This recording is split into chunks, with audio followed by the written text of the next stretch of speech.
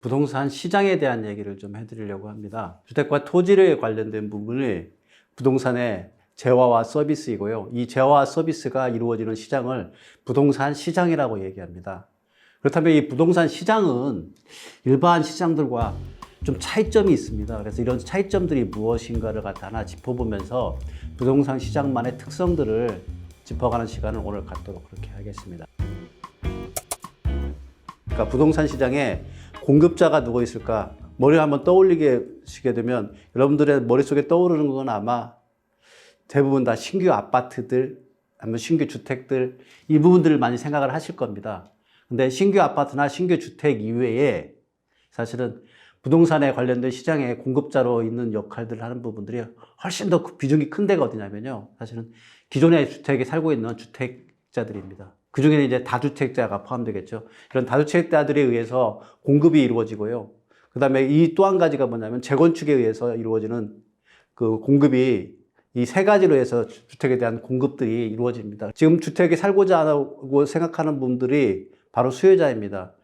수요자는 보통 어떻게 판가름 하냐면요. 우리나라의 가구 수로 해서 수요자를 보통 파악을 합니다. 우리나라가 지금 가구 수가 한 2,600만 정도 돼요. 우리나라 인구가 5,200만인데 그 중에 절반인 2,600만이 그래서 2.1명이 한 가구당 수요 숫자입니다. 그래서 보통 한 2,600명, 2,500명 이 정도가 지금 현재 수요자가 있는 거고요. 이 수요자들이 들어갈 수 있는 집들이 공급이 되겠죠. 그래서 공급이 현재는 2,600만 정도 되기 때문에 보통 한 102% 정도로 해서 훨씬 더 공급이 많은데 다만 문제점은 이 공급하는 주택의 질이 기존에 오래된 주택들도 있고 일반 지금 사고 있는 수요자들이 원활하게 원할 수 있는 그런 조건들을 가지고 있는 주택들이 많지 않다는 부분들, 이 부분들 때문에 신규 개발이 이루어져야 되고요. 재건축이 이루어져야 되고 그러면 리뉴얼이 이루어져야 되고 이런 부분들이 진행되고 있는 것이 부동산 시장이라고 보시면 됩니다. 근데 이 부동산 시장의 특징이 재밌는 특징이 있어요. 어떤 특징이냐면 부동산 시장은 일반 그 신상품들만 나오게 되는 마트에서 판매하고 있는 이런 상품과 다르게요. 여기는 흔히 말하는 중고 상품들, 기존 주택이라면 중고 상품이겠죠. 이 중고 상품들. 그리고 이 중고 상품들을 가지고 그냥 물건을 갖다 소유권을 가지고 있는 게 아니라 소유권을 가지고 있는 게 아니라 보통의 경우에는 이 소유권 대신에 이 사용권을 가지고 오는 경우가 있습니다. 이걸 갖다가 전세 시장이라고 하는데 이 전세 시장도 있고요. 그다음에 단순하게 사용만 하고서 매월 월세를 내게 되는 그런 월세 시장까지. 그래서 부동산 시장을 놓고 보면 부동산 시장이라는 건 일반 상품 시장과 다르게 매매 시장만 이루어지는 게 아니라 전세 시장도 이루어지고요. 월세 시장도 이루어지고 여기에 또 주택의 공급자들이 기본적인 새로운 신상품을 해서 공급해 주는 것도 있고 기존에 가지고 있던 걸 갖다 계속 공급해 주는 기본적인 주택 공급자들에 의해서 이루어지는 상품도 있고 또 한 가지는 재개발해서 만들어지는 그런 상품들이 복합적으로 이루어진다고 여러분들이 생각하시면 됩니다. 그래서 이 부동산 시장에 대한 이해를 그 복합적이라는 걸 전제하에서 이 부분에 대한 것을 정확하게 이해할 수 있는 겁니다. 그래서 오늘은 첫 번째 부분, 자, 매매 시장. 이 매매 시장의 공급자들이 어떻게 이루어지는가 이 부분들을 갖다가 세세하게 좀 살펴보고요. 다음 시간에는 전월세 시장에 대한 얘기들을 해드릴 수 있도록 그렇게 하겠습니다. 여러분들이 생각하기에는 매매 시장의 가장 중요한 공급자가 새롭게 택지 개발하거나 도시 개발해가지고 새로운 신규 아파트나 신규 주택이 만들어지는 이 사람들이라고 생각하는데 아닙니다. 기존 시장의 가장 큰 공급자는 누구이냐면요.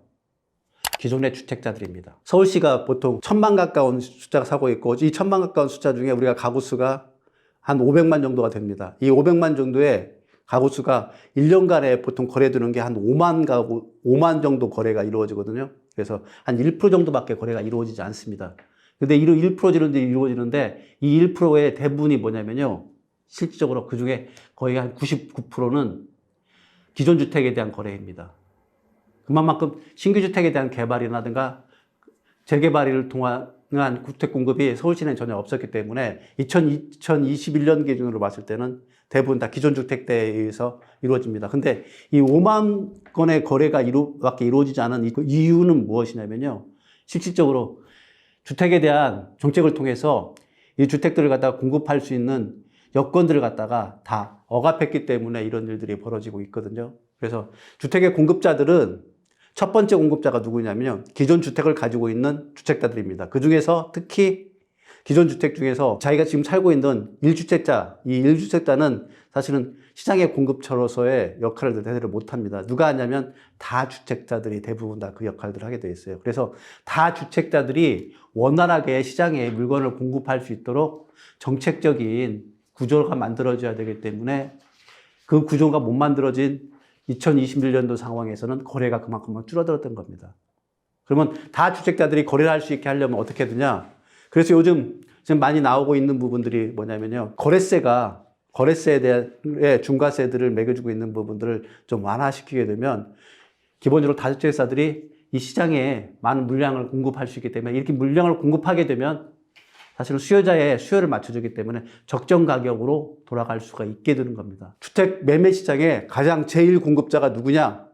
꼽으라고 그러면 기존 주택자들입니다. 그 중에서 특히 다주택자들. 이 다주택자들이 시장에 물건을 낼 수 있도록 구조화시켜주는 게 부동산 정책의 첫 번째 부분이라고 감히 얘기해 줄 수 있는 것 같습니다. 그래서 첫 번째 부분은 매매 시장에서 가장 중요한 부분, 기존 주택자, 그 중에서 다주택자라는 사실을 기억하시고요. 두 번째 부분은 뭐냐면 서울시를 놓고 보면 서울시는 이미 택지 개발을 통해 가지고 부동산을 갖다 신규 아파트를 개발할 수 있는 땅이 하나도 없습니다. 이미 땅이 없기 때문에 그럼 어떻게 개발할 수 있냐? 재건축이나 재개발밖에 없어요. 그러면 재건축이나 재개발을 통해서 주택을 공급할 수밖에 없기 때문에 서울시에서 주택을 공급한다 그러면 재건축 재개발을 통해 가서 공급하는 겁니다. 재건축 재개발에 대한 것들은 요즘 그 신문지상에서 여러분들 많이 봤을 거예요. 그 재건축 재개발에 관련된 조항들을 갖다가 많이 수정해서 원활하게 그 시장이 물건을 공급할 수 있는 구조를 만들기 위한 노력들이 여러 번 이루어졌다는 건 이해할 거예요. 서울시를 놓고 보면은 주택 공급자적인 역할에서 그 매매 시장에 상품을 공급해주는 그 공급자가 재건축 이외에는 재개발 이외에는 없다는 사실 때문에 그렇습니다. 그래서 재건축 재개발에 의해서 꾸준하게 공급을 해줘야만이 기존 주택자들에 의한 물건 공급, 그 다음에 재건축 재개발에 의한 물건 공급이 이루어져서 결국은 시장에 공급이 원활하게 이루어져야 되야만이 이 시장에서는 가격의 균형 가격을 맞출 수가 있습니다. 지금 수요는 너무 많잖아요. 서울 시내에 거주하고 싶은 대기 수요자들이 너무 많은 거야. 대부분의 사람들은 젊은 층이, 특히 젊은 층들은 서울에 와서 살고 싶어 합니다. 왜냐하면 서울에 일자리가 다 있잖아요. 보통은 부동산에 좋은 역할들을 하는 데에 필요한 요건들인데 보통 3교라고 얘기합니다. 3교가 뭐냐면요. 학교 교육이 좀 좋을 수 있는데 그래서 학교에서 교육가 있고요. 그 다음에 또 한 가지는 뭐냐면 보통 교통이 좋아야 됩니다. 그래서 교통에 의해서 교통, 그 다음에 교육, 그리고 세 번째가 뭐냐면 교육이에요. 교육이 뭐냐면 원활하게 사람끼리 접촉을 일어날 수 있는 공간입니다. 이게 어디냐면 일자리가 많은 데들이에요. 그래서 이런 세 가지의 조건을 제대로 갖추고 있는 데가 어디냐면 수도권이에요. 이 수도권에는 수요는 워낙 많기 때문에 어떻게 공급을 하느냐에 가장 중요한 달려있는 이 시장의 여건입니다. 그래서 이 공급할 중에서 요즘 재개발에 대한 것들, 재건축에 대한 것들을 기준을 완화해서 공급하려고 하고 있는 들이 거기에 있는 겁니다. 세 번째 부분이 이제 택지 개발이에요. 택지 개발에서 도시 개발을 한다고 하는데, 흔히 뭐 1기 신도시, 2기 신도시, 3기 신도시 이런 식으로 해서 여러분들이 그 얘기를 많이 들었을 거예요. 이게 바로 뭐냐면 신규 택지 개발이에요. 신규 택지 개발을 통해서 대량의 아파트를 갖다 공급할 수 있는 겁니다. 우리가 추천했던 데가 어디냐면 분당이에요. 분당을 갖다가 신도시로 개발해가지고 했고요. 일산을 신도시로 개발해서 이렇게 해서 대다수 주택 공급을 하게 된 겁니다. 다시 해서 정리해서 말씀드리면 부동산 시장은 매매 시장이 있고요. 전세 시장이 있고요. 월세 시장이 있습니다. 매매 시장의 주요 공급자는 첫째 부분이 기존 주택자들, 두 번째 부분이 재건축 재개발, 세 번째 부분이 신규 개발입니다. 신규 부동산 개발.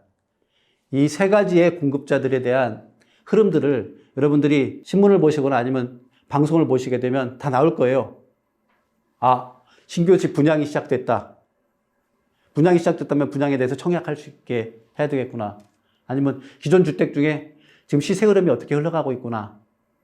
아니면 어느 지역이 지금 재건축 재개발 지역으로 선정돼서 재건축 재개발이 진행되고 있구나. 이런 부분들을 이해하시면 부동산 시장의 향후에 부동산 시장이 어떻게 움직일 거에 대한, 그러니까 공급이 어떻게 될 건가에 대한 것들 기본적으로 이해하기 때문에 부동산 시장을 전체적으로 이해하는데 여러분들이 명확해질 겁니다. 이런 부분들을 이해하시고 난 다음에 부동산 투자에 들고 한다고 그러면 여러분들은 큰 흐름은 그대로 이어가기 때문에 큰 실패 없이 부동산 투자를 할 수 있을 거라고 생각해서 부동산 시장에 대한 흐름들을 말씀을 드렸습니다.